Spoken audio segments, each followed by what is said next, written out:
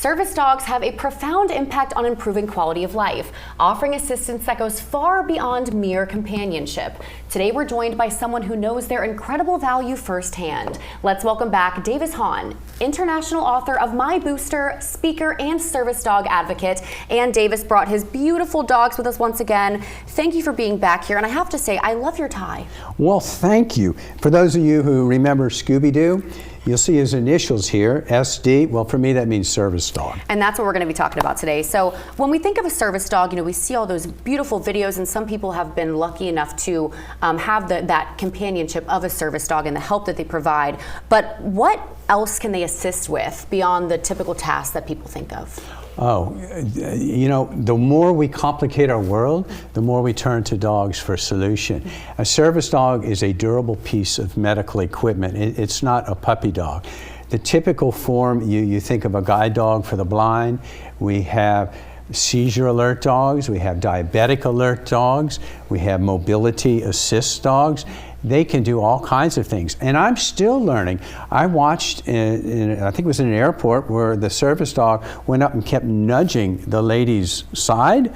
She had an implant, and the dog was a diabetic alert dog, and the dog was pumping the insulin, I think, into her system by touching it. It's just phenomenal what the dogs can do. What does the training look like for that? Wow, it's quite extensive. It costs over $50,000 to train a service dog, over maybe $100 grand to train a guide dog. We start when they're a puppy, and you look at the puppies. You don't want the biggest one, he's going to be the bully for life. You don't want the smallest one, it's been picked on. You want the puppies in the middle, and you kind of observe them. Then you work with them a little bit, and then you put them in a family's hands. They're puppy raisers. For a year, that family nurtures that puppy, brings them around people with caps, glasses, beards, all the things that could become a trigger later in life. And a year later, that family has to give up that dog, and it's such a devotion. At a Bergen College graduation, a war veteran got his service dog. The young girl jumped up, "Mister, this is Missy. I love Missy, but today she's yours." And she pressed that leash into that veteran's war-torn hand. That guy broke down on stage. I broke down, the room broke down, and I'm breaking down now. But it's just emotional. Yeah, but what an incredible gift to give to somebody. And, you know, when we're talking about service dogs, can any breed, any dog be a service dog, or are there specifics? I would say yes and no.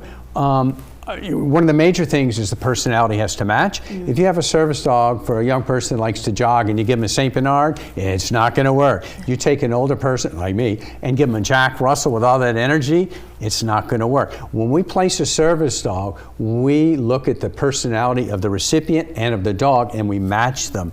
So that's important.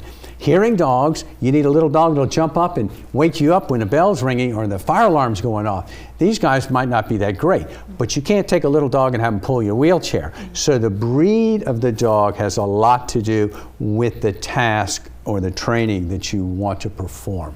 And now both of these beautiful boys are service dogs. What was your first encounter with the service dog? Oh my gosh. It depends how you... Life at one time was very difficult. I almost took my own life. And I had the puppy rescued. But anyway, I ended up in a campground.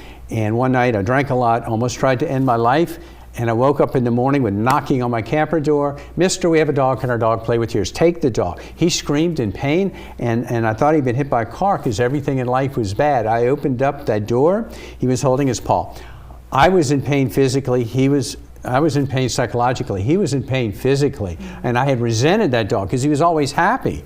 Couldn't get a hotel room. I had a daggone dog, right? But anyway, I made him a promise. I looked into his eyes, the window to the soul, and I said, "I get it, buddy. You've been pulling me to happy people.